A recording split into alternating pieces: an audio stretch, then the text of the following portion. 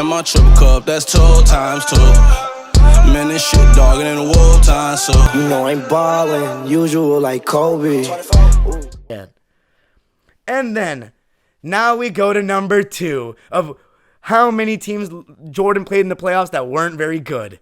The Portland Trail Blazers.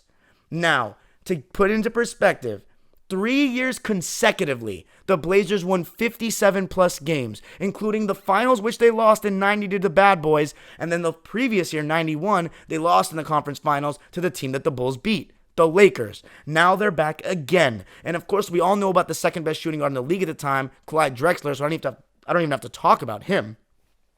But then there's Terry Porter, someone that nobody talks about. And this is one of the most underrated players to ever play basketball. A 2-time All-Star on either side of this year, and he averaged 18 points a game. But why wasn't he an All-Star this year, you might ask?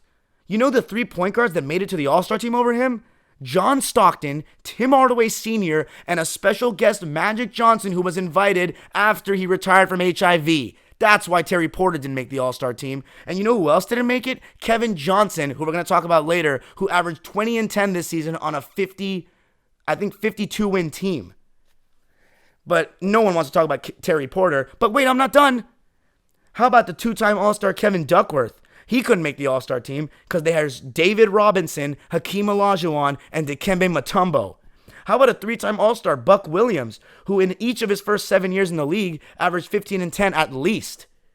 And he sacrificed to play with this Blazers team and averaged 11 and 9 and brought that toughness.